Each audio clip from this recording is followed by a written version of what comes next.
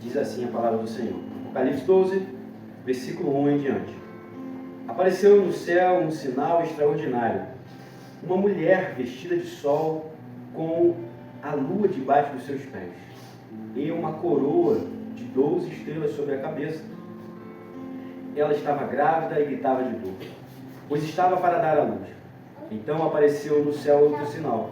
Um enorme dragão vermelho, com 7 cabeças, 10 chifres, tendo sobre as cabeças 7 coroas. Sua cauda arrastou consigo 1/3 das estrelas do céu, lançando-as na terra. O dragão colocou-se diante da mulher que estava para dar à luz, para devorar o seu filho, no momento que nascesse. Ela deu à luz a um filho, um homem que governará todas as nações com cetro de ferro. Seu filho foi arrebatado para junto de Deus e do seu trono. A mulher fugiu para o deserto, para o lugar que lhe havia sido preparado por Deus, para que ali a sustentassem durante 1260 dias. Houve então uma guerra no céu. Miguel e seus anjos lutaram contra o dragão. E o dragão e os seus anjos revidaram. Mas estes não foram suficientemente fortes e assim perderam o seu lugar no céu. O grande dragão foi lançado fora. Ele é a antiga serpente chamada Diabo ou Satanás, que engana o mundo todo. Ele e os seus anjos foram lançados à terra. Então ouvi uma forte voz do céu que dizia: agora veio a salvação, o poder e o reino do nosso Deus e a autoridade do seu Cristo, pois foi lançado fora o acusador dos nossos irmãos, que os acusa diante do nosso Deus dia e noite. Eles o venceram pelo sangue do Cordeiro e pela palavra do testemunho que deram. Diante da morte não amaram a própria vida. Portanto, celebrem, ó céus, e os que neles habitam. Mas ai da terra e do mar, pois o diabo desceu até vocês. Ele está cheio de fúria, pois sabe que lhe resta pouco tempo. Quando o dragão viu que havia sido lançado à terra, começou a perseguir a mulher que dera à luz ao menino. Foram dadas à mulher as 2 asas da grande águia, para que ela pudesse voar para o lugar que lhe havia sido preparado no deserto, onde seria sustentada durante um tempo. Tempos e meio tempo fora do alcance da serpente.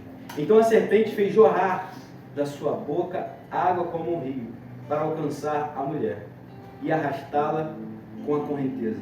A terra, porém, ajudou a mulher, abrindo a boca e engolindo o rio que o dragão fizera jorrar da sua boca.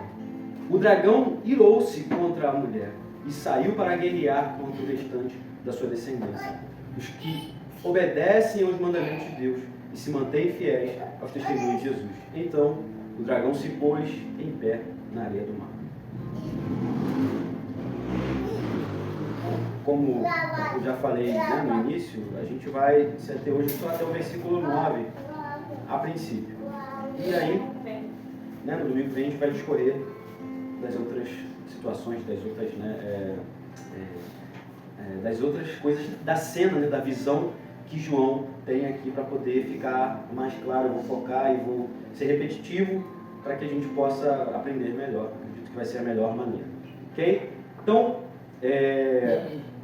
voltando já para o versículo 1, né, a gente, antes de começar a ler novamente, a gente vê aqui em Apocalipse 12, a gente vai ver uma visão aqui, João tendo, né, mais uma vez, uma visão. Ele relata nessa visão acontecimentos envolvendo 3 personagens, que a gente leu aqui: o dragão, a mulher e a criança. Abaixa um pouquinho o retorno, acho que é o retorno. Está dando um pouquinho de sofrimento. Não, é porque eu aumentei lá. Na hora que vocês estavam cantando, eu aumentei, não estava dando. Então a gente vê 3 pessoas nessa cena ali, nessa visão que o João tem: o dragão, a mulher e a criança. Por meio dessa visão, João relata o nascimento da criança, Não é isso? Por meio dessa visão, ele também relata o dragão sendo expulso do céu. Por meio dessa visão, ele relata também o dragão tentando atacar a mulher e a criança. A gente leu isso daí. É bom a gente também lembrar e deixar claro que nem todos os detalhes dessa visão aqui a gente pode relacionar com pessoas ou eventos específicos. É bom deixar claro isso, né? Porque às vezes a gente vai para o texto, ou de repente, não sei qual é a expectativa sua ou minha quando a gente está ouvindo uma pregação. Não, eu quero que o pastor esmiúce todo o texto e, né, traga todas as palavras, todo o significado ali. Nem sempre a gente vai conseguir, porque nem sempre a interpretação que a gente vai trazer é a mais certa ou é o que se tem consenso. Mas a gente tenta trazer a essência daquilo que a gente está lendo, né? É isso que a gente tenta fazer. Sem fugir, né? Muito, sem inventar, sem fantasiar, muito a gente vai tentando fazer isso, né? Mas no final das contas, o que a gente vai perceber lendo esse texto aqui? A gente vai identificar que o principal motivo dessa visão, a princípio, né, é Deus sendo vitorioso em todos os seus planos, né? Mesmo se levantando as dificuldades, mesmo o dragão tentando matar a mulher e a criança, perseguir ali, Deus continua sendo vitorioso e nada daquilo que se levanta, nem na terra, nem no céu, que a gente leu aqui também, pode frustrar o plano vitorioso de Deus, né? Isso aí a gente vê ao longo de estudando o Apocalipse, a gente tem percebido a proteção de Deus para com a igreja dele, né? A gente vê a verdade das palavras de Deus, ele cumprir tudo aquilo que ele falou, né? Ele sendo fiel, e a gente continua vendo isso, continua vendo que o mal sempre se levanta, mas Deus sempre sai vitorioso, né? De qual lado você quer estar? Do lado do mal ou do lado de Deus? A gente quer estar do lado de Deus. Porque se estamos do lado de Deus, aí vai se cumprir aquilo que a Bíblia diz em nós. Nós somos mais do que vitoriosos em Cristo Jesus. Porque estamos do lado daquele que venceu na terra, venceu nas regiões espirituais, celestiais. Ele venceu eternamente. Jesus é esse pelo qual nós seguimos, estamos prosseguindo, aprendendo e vamos com ele até o final dos nossos dias ou até a volta dele, se isso acontecer antes, para a glória do nome do Senhor. Então, vamos lá para a gente começar a identificar aqui. Quem é essa mulher, né? Que diz aqui no versículo 1. Apareceu no céu um sinal extraordinário. Uma mulher vestida de sol. A gente vê o que existe uma mulher. E aí eu vou trazer algumas interpretações, né, pelas quais as escolas teológicas da vida vão falando. Para a Igreja Católica, essa mulher é Maria. Para uma corrente teológica, essa mulher é a nação de Israel. Para outra corrente teológica, essa mulher simboliza a igreja de todos os tempos. Passado e de agora. É bom a gente pensar uma coisa aqui, eu fiz uma observação aqui. É bom a gente lembrar que em toda a história, né, Israel é a igreja do Senhor. Só que Israel só foi a igreja no passado? Não, é a igreja hoje. É bom a gente lembrar que Israel no passado era a igreja do Senhor. Israel, na nova aliança, é a igreja do Senhor. Só que é chamada de quê? De igreja. A gente não está falando de duas pessoas diferentes. A gente está falando da igreja do Senhor, que no passado é chamada de Israel. E no novo, na nova aliança, é chamada de igreja. É a mesma. Então a gente consegue entender que aqui não necessariamente é a Maria, essa mulher, mas a igreja do Senhor.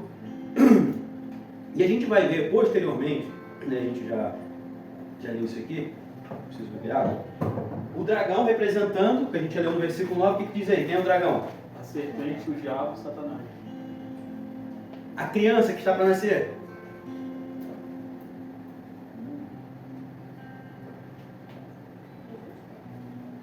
Jesus. E a gente vai começar a entender isso, né? Com alguns textos que eu vou ler do Antigo Testamento, com algum que eu vou ler do Novo Testamento, e o que está sendo explicado aqui a gente vai começar a entender. Na minha opinião, eu acredito que é mais correto dizer que essa mulher é a igreja de uma forma geral. Deus não tem dois povos. Através de Jesus, ele, né, quebra aquilo que separava, se torna um povo só. E a gente vai entender por que essa mulher, na minha opinião, é a igreja do Senhor em toda a história. Mas antes disso, a gente precisa falar de alguns detalhes dessa mulher. A gente vê que no versículo 1 ainda vai estar falando que ela está vestida de sol. Ou seja, ela é gloriosa, é exaltada. A igreja reflete a beleza do seu Senhor, ela reflete o brilho da glória de Deus. Assim como o ouro cobria, né, as tábuas lá de acácia do tabernáculo, a glória de Deus cobre a sua igreja. A beleza de Deus está estampada na sua igreja. A glória de Deus brilha através da sua igreja. E o mundo vê a glória de Deus através da tua igreja e glorifica a Deus, porque nós, como igreja, não temos brilho próprio. Mas se refletimos alguma coisa, é como, né, Moisés vai lá diante daquilo que ele pôde ver da glória de Deus ali e reflete esse brilho. Se a igreja reflete algum brilho, é de Deus, não é dela. Então essa igreja é gloriosa, por isso está vestida como sol. A gente já leu aqui em Apocalipse mesmo, falando que Jesus é vestido como sol, né? Ou seja, Jesus é Deus, então ele reflete a glória de Deus. Essa mulher vai dizer ainda no versículo 1 que ela tem debaixo dos seus pés a lua. Ela tem autoridade, né? Quando mostra estar por cima de algo, significa autoridade. Essa mulher também vai dizer aqui no versículo 1 que ela tem uma coroa de 12 estrelas sobre a cabeça. Ela tem uma coroa com 12 estrelas sobre a cabeça. Ela é vitoriosa. Ela é vencedora. Quando fala de coroa, quando fala de coisas colocadas na cabeça, né? Você vai ver algumas competições, né? Coloca, né, uma coroa ou algum tipo de prêmio na cabeça para simbolizar que aquela pessoa venceu uma competição. Enfim. Então essa mulher é gloriosa, ela é vitoriosa. E aí a gente vai para o versículo 2. Eu vou voltar ainda sobre essa mulher, a gente vai chegar lá, tá? Não fique ansioso aí, porque eu estou mais ansioso que vocês para poder explicar sobre ela. Mas calma aí, senão eu vou pular a ordem do meu esboço. Então no versículo 2 vai dizer assim: ela está grávida e gritava. Ela estava grávida e gritava de dor, pois estava para dar à luz. Então ela estava grávida, gritando de dor para dar à luz do seu filho. E o que, voltando para a mulher, né, o que representa? A gente percebe que era como se houvesse um grito da igreja, ou de todos, né, um grito ali da humanidade por salvação, um grito para que aquela promessa que foi feita ao povo de Deus lá, desde a antiga aliança, do Salvador, as pessoas estavam investigando na palavra. As pessoas estavam, quando é que vai vir esse Salvador? Quando é que virá? As pessoas estão clamando, Deus, manda um Salvador. Né? De repente ali, o povo, de repente não acredito que sim, olhando ali para o povo ali de Israel, né? A libertação deles, como eles achavam que fosse alguém que fosse sentar no trono de Davi, aliás, ali, que fosse aquilo que a gente sempre fala, simplesmente libertar do poderio de Roma. Né? Mas existia um grito, existia um clamor de que o povo judeu precisava ser liberto ali. Existia um clamor, existia. Né? Só que talvez para muitos ali era só isso, o poderio físico, né? Mas só que essa questão tanto da igreja quanto da criança que viria, o reino é espiritual, o reino não é físico. O reino é espiritual, o reino é um reino de salvação, não é simplesmente de se libertar do poderio de um homem. Né? Não necessariamente nesse ponto. Né? Isso vai acontecer na eternidade, de fato vai acontecer na sua totalidade. Mas o reino ali, né? O brilho, a glória, tanto da mulher quanto do filho que viria, era uma coisa espiritual. A gente precisa lembrar que essa mulher, né, para alguns representa quem? Que eu falei para a igreja católica, representa quem? Maria. Para outra visão teológica, Israel, nação mesmo. E para outra, a igreja, que é o que eu concordo mais. Tá. A mulher, olhando para aquilo que eu concordo mais, você não precisa concordar comigo, mas eu estou falando aqui que eu concordo, é a igreja do Senhor. Na antiga aliança chamada Israel, e na nova aliança chamada noiva do Senhor, que gerou o Messias. Mas essa imagem, como todo símbolo aqui, como todo símbolo que a gente vê, a maioria deles, ou melhor, a maioria deles, podemos dizer também, em Apocalipse, quando a gente vê sobre aquelas destruições que vêm sobre a terra, são símbolos pegados lá da onde mesmo? Das pragas do Egito, não é isso? Da mesma maneira, o símbolo dessa mulher grávida aqui, eu vou ler novamente, dessa mulher grávida aqui, vestida de sol, tem a lua debaixo dos seus pés, tem a coroa com 12 estrelas, está grávida gritando de dor. A gente consegue pegar essa mesma referência dessa mulher com esses símbolos do Antigo Testamento. E a gente vai ler, você não precisa ler, só você acompanhar comigo aí. Lá em Gênesis, no capítulo 37, vai falar sobre o sonho de José. E aí a gente vai conseguir, você mesmo vai começar a identificar, né, algumas situações que João está vendo mas que já aconteceu no passado no Antigo Testamento. E vai dizer assim, Gênesis 37, do versículo 5 até o 9. Certa vez José teve um sonho, e quando o contou a seus irmãos, eles passaram a odiá-lo ainda mais. Ouça o sonho que tive, disse-lhes, estávamos amarrando os feixes de trigo no campo. Quando o meu feixe se levantou, José falando, né, e ficou de pé, os seus feixes se ajuntaram ao redor do meu e se curvaram diante dele. Até aí, a gente não encontrou ainda algo relacionado a essa mulher. Mas, quando ele vai contar o outro sonho, né, versículo 8 diz, seus irmãos lhe disseram, então você vai reinar sobre nós? Quer dizer que você vai governar sobre nós? E o odiaram ainda mais por causa do sonho que ele tinha dito. Versículo 9. Depois teve outro sonho, preste bastante atenção na visão desse sonho dele. Depois teve outro sonho e o contou aos seus irmãos. Tive outro sonho. Dessa vez o sol e a lua, 11 estrelas, se curvaram diante de mim. Gente, vamos lá. Jesus, olhando aqui para José ali, José representava uma das tribos, não é isso? Uma das tribos ali. A gente vai ver Jesus vindo da linhagem ali de Abraão. Depois de Abraão, né, vai vindo ali até as tribos. Não é isso? Vai gerar as 12 tribos, enfim, da linhagem de Abraão. Olhando lá para Abraão. Jesus veio da linhagem de Abraão? Sim. Veio da linhagem de Abraão. Mas, vamos tentar olhar agora para isso aqui. Então, como essa mulher aqui representa a igreja no Antigo Testamento e no Novo Testamento? Essa mulher dela, que é Israel, ou que é a noiva no Testamento, é que veio Jesus. E essa mulher que estava gritando com dores de parto, né, e o povo ali, esse grito ali representa a igreja clamando, né, pedindo por essa libertação que Deus já tinha prometido que daria ao povo dele, né. Ali você consegue ver claramente a mulher ali sendo a igreja ou sendo o Israel de Deus, que traria o próprio Messias, que dela nasceria o Messias, não foi? Deus não prometeu a Abraão que da linhagem, da descendência dele viria, né? Através dele abençoaria muitos povos ou todos os povos da terra, através de quem? De Jesus. Então a gente vê essa mulher sendo a igreja do Senhor em toda a sua história, que trouxe Jesus ali, trouxe, né, o Messias. E aí a gente vai ver, quando vai falar sobre a questão das 12, na sua cabeça tinha, opa, peraí, pulei o versículo, quando vai falar de 12, lá em Gênesis, quando vai falar em seus pés, de 12 estrelas sobre a sua cabeça, né? A fala que tinha 12 estrelas sobre a sua cabeça. Você vai perceber que quando eu falo de 12 estrelas sobre a sua cabeça, está falando sobre as 12 tribos de Israel, tá? Então, ou seja, nessa mulher, na igreja do Senhor, está ali as 12 tribos de Israel.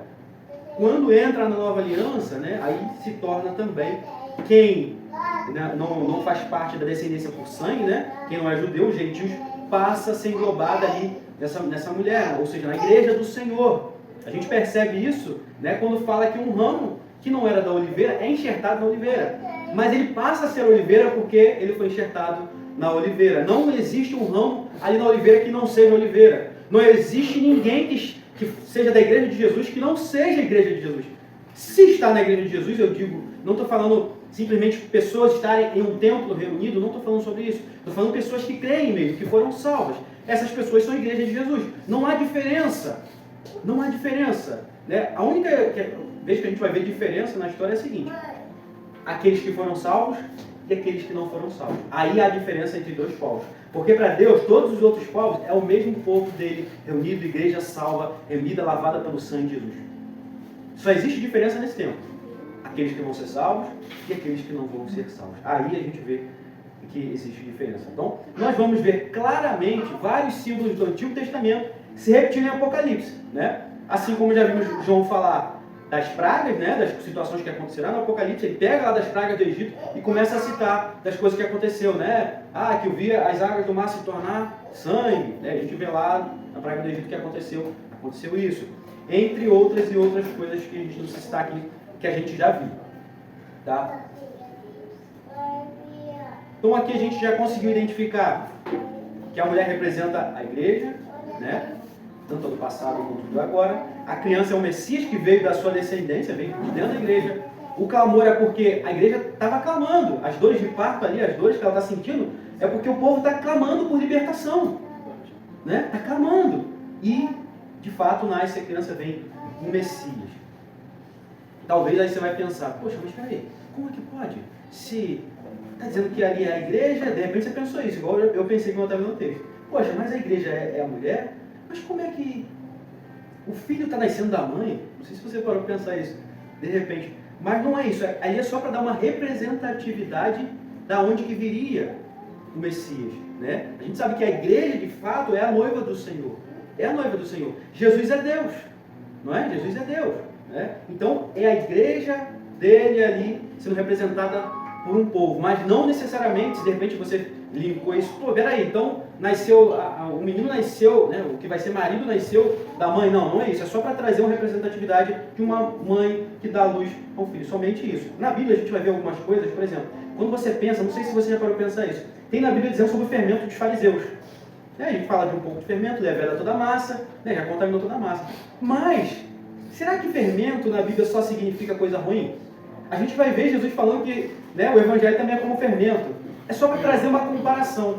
Porque senão, a gente não poderia dizer que Israel, ali, é a noiva do Senhor, e Israel que gerou o filho, que agora vai ser seu marido. Não faz sentido, é só para trazer uma representatividade. Assim como o fermento, nem sempre na Bíblia vai ser uma coisa ruim, né? Porque o fermento representa o Evangelho, a gente vai ver ali uma simples representatividade de uma mãe gerando um filho, tá? Da onde que veio gerações, da onde que veio Jesus. Apenas isso, tá? Se de repente você tiver mais alguma dúvida sobre isso, você pode perguntar para mim após o culto, eu vou responder se você lembrar. Vamos lá. Versículo 3. Aí agora a gente vai começar a ver outras situações, outra personagem que a gente, né, que João fala na sua visão. Versículo 3 e 4 vai dizer assim: então apareceu no céu outro sinal, um enorme dragão vermelho, com 7 cabeças, 7 chifres, tendo sobre as cabeças 7 coroas. Sua cauda arrastou consigo 1/3 das estrelas do céu, lançando-as na terra. O dragão colocou-se diante da mulher que estava para dar à luz, para devorar o seu filho no momento em que nascesse. A gente já viu aqui que o versículo 9 do capítulo 12 responde quem é esse grande dragão, né? Vermelho aí, né? O dragão, aí no versículo 9 diz: o grande dragão foi lançado fora. Ele é a antiga serpente, chamada Diabo ou Satanás, que engana o mundo todo. Ele e os seus anjos foram lançados à terra. A gente já identificou aí, isso aí. A mulher, a igreja em toda a história, né? Descendência até chegar a Jesus. O menino, o Messias, Jesus. O grande dragão aqui, o diabo. A gente já então identificou essas 3 personagens que aparecem aqui no capítulo 12. Ainda no versículo 4, nós vamos ver o dragão se colocando, né, na parte B vai dizer: o dragão colocou-se diante da mulher. Ou melhor, preciso voltar ainda para poder falar outra coisa. No início do versículo 4, voltando, diz assim: ó, sua cauda arrastou consigo 1/3 das estrelas do céu, lançando-as na terra. A gente sabe que quando o anjo foi o diabo, né, quando foi lançado na terra, levou consigo, né, a 1/3 parte dos anjos. É bem claro isso aqui, não tem nem o que explicar muito aqui, a gente já consegue entender. É bem simples, né? E continuando na parte B do versículo 4, vai dizer: o dragão colocou-se diante da mulher, que estava para dar à luz, para devorar o seu filho no momento em que ele nascesse.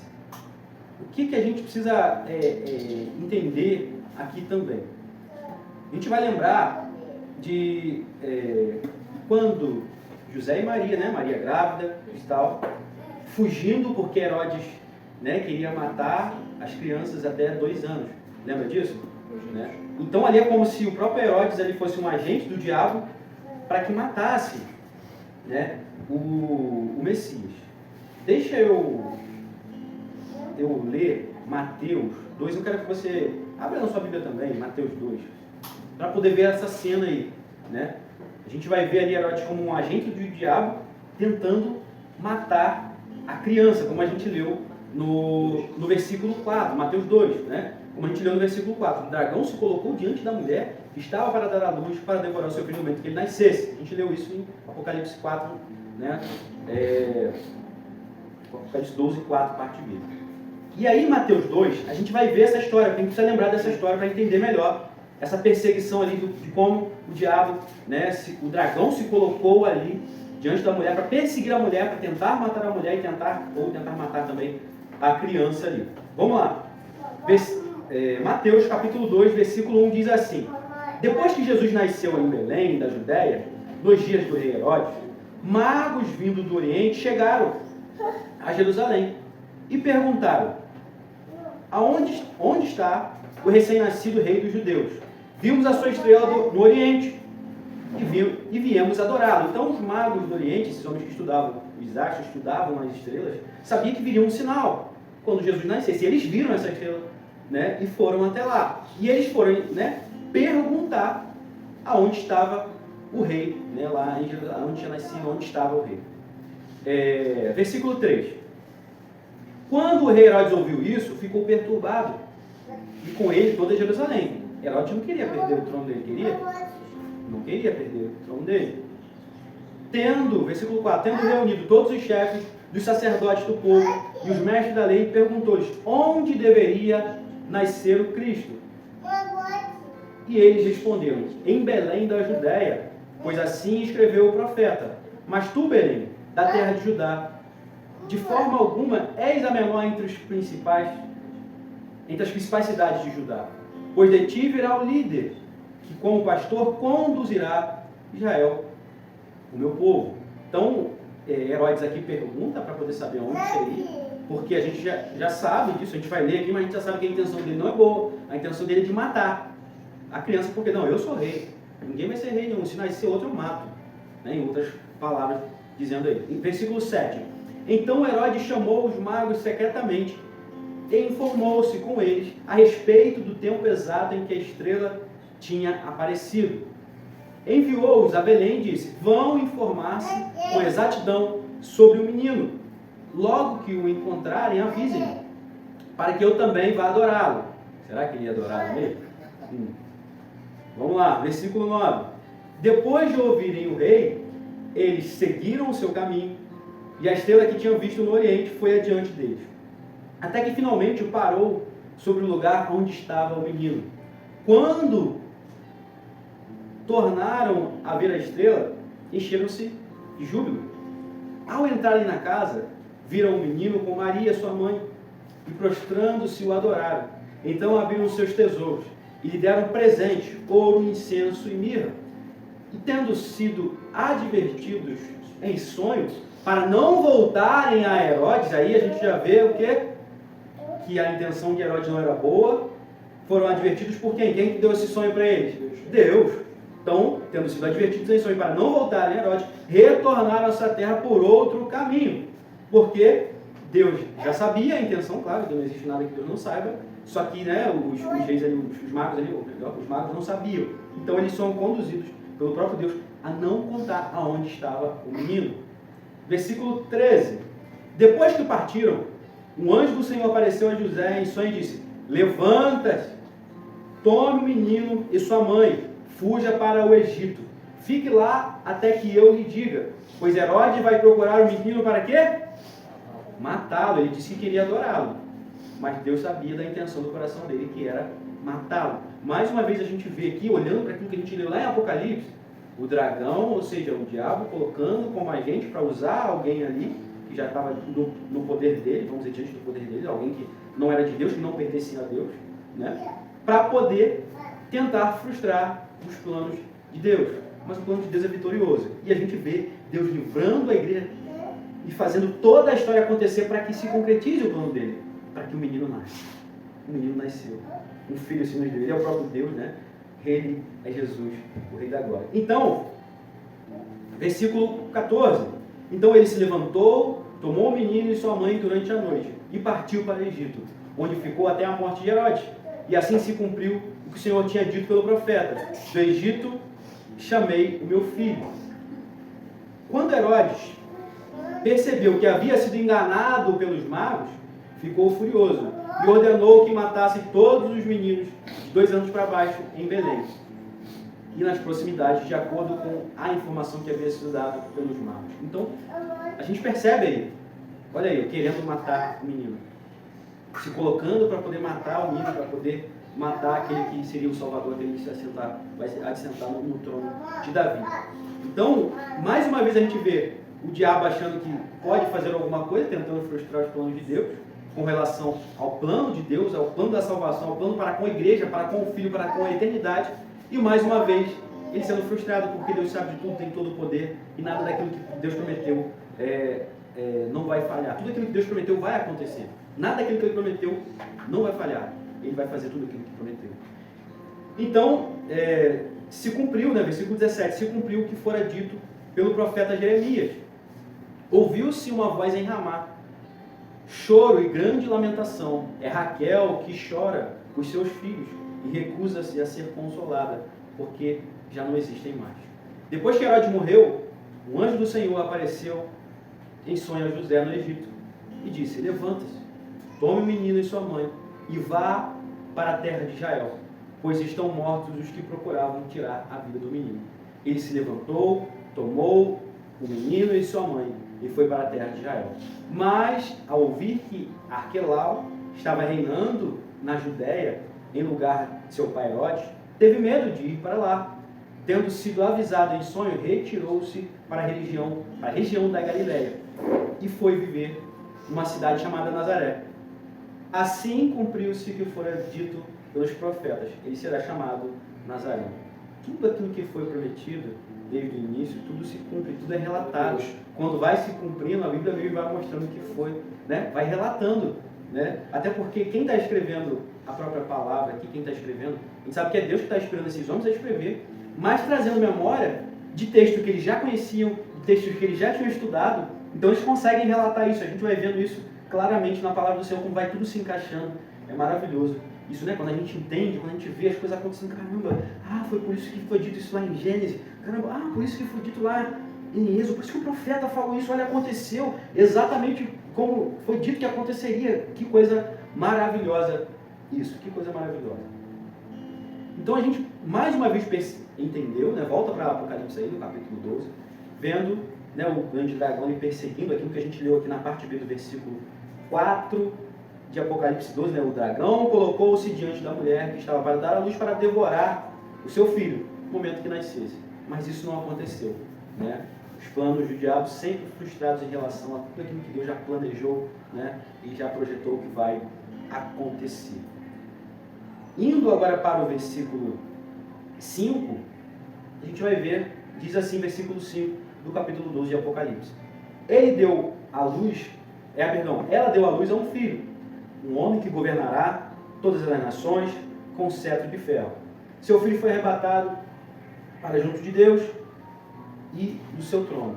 A gente percebe, gente, presta atenção numa coisa, a gente percebe que mais uma vez Apocalipse, né, as visões que João vai tendo e vai contando, vai relatando, vai escrevendo, vão se repetindo situações que já aconteceram e vai se trazendo novas informações. Vai parecer, mas o menino nasceu de novo, já não falou que o menino já nasceu? E agora nasceu de novo? Não, está falando outros detalhes sobre o que não tinha sido falado antes.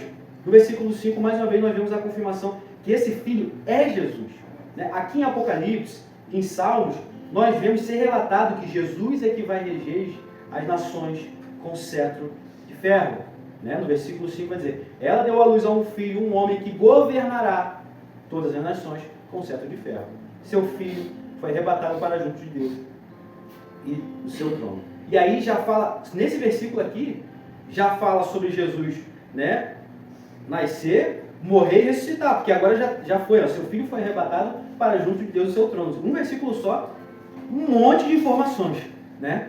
Bem resumido. Se de repente alguém gosta de resumir texto, muito difícil para mim conseguir resumir. Meu resumo, às vezes, eu estou escrevendo um resumo, depois parece que fica maior do que o próprio texto. Gente, que resumo é esse? Meu resumo está maior do que o próprio texto. Que coisa doida. Graciele falou que Bia é muito boa para resumir as coisas, as histórias, as coisas que ela conta, ela resume bem. Ela presta atenção, ela consegue resumir bem. Ela falou, poxa, Bia consegue resumir muito bem, melhor do que eu estava olhando. A coisa que ela fez. Eu vou fazer um resumo, mas eu trago um monte de informação, que não é um resumo. Então, geralmente, o que a gente tem que fazer? A gente faz um resumo, e depois um resumo do resumo, e talvez depois um resumo do resumo, porque é difícil. Mas aqui nesse versículo aqui, gente, olha só o resumo, né? Nascimento de Jesus, vida dele, morte e ascensão. Ó, versículo 5. Ela deu à luz a um filho, um homem que governará todas as nações com cetro de ferro. Seu filho foi arrebatado para junto de Deus e do seu trono. Olha só. Resumiu tudo. Que resumo resumido. né? Resumo resumido. Vamos lá, versículo 6. Continuando falando. A mulher fugiu para o deserto, para um lugar que lhe havia sido preparado por Deus, para que ali a sustentassem durante 1260 dias. Isso dá 3 anos e meio, tá? O que a gente precisa de mais importante entender desse versículo? O número aqui em si, não necessariamente a gente precisa entender o que significa esse número. A gente sabe que representa 3 anos e meio, né? Olhando para várias divisões teológicas aí, vai falar sobre a questão se a grande tribulação durar 7 anos, né, terá aquele 3 anos e meio de uma, entre aspas, falsa paz, e logo depois ali, né, desses 3 anos e meio, ali, de fato, a grande tribulação, o juízo, né, de Deus ali vindo sobre a nação. Mas vamos lá. O versículo 6 aqui, necessariamente, o que a gente precisa de entender na essência do versículo 6 aqui? Não necessariamente significa que uma mulher foi posta no deserto, né? Mas nós vemos esse versículo olhando quando o povo de Deus foi levado ao deserto e protegido por Deus. O povo de Deus, né, olhando ao povo que saiu lá do Egito, né, ele sai do Egito e vai para onde? Para o deserto. Se é povo de Deus, se crê em Deus, Deus levou o povo dele para se perder? Não, Deus levou o povo dele para guardar o povo dele, né? Então, a gente olhando para esse texto aqui, no versículo 6 de Apocalipse 12, eu preciso ler novamente, ó. A mulher fugiu para o deserto, para um lugar que havia sido preparado por Deus, para que ali a sustentasse, não só a sustentasse, mas a protegesse também. Quando Deus pegou o povo dele, tira do Egito, leva para o deserto, ele sustentou ou não sustentou o povo dele? Sustentou o povo dele. Livrou daquilo que precisava ser livre, né? Eu digo o povo dele, porque quem não era o povo dele morreu. Infelizmente, morreu. Ele não era o povo. Então o versículo 6 ali, mais uma vez, está trazendo uma simbologia de que Deus protegeu a igreja dele e protege até hoje. Ele protegeu a igreja dele, as descendências que precisavam sobreviver para que nascesse o Messias. E alimentou toda essa descendência. Ele guardou toda essa descendência para que assim chegasse, né, até nós o Messias, para que chegasse o nascimento do Messias. Isso, para mim, é o que é mais importante para a gente trazer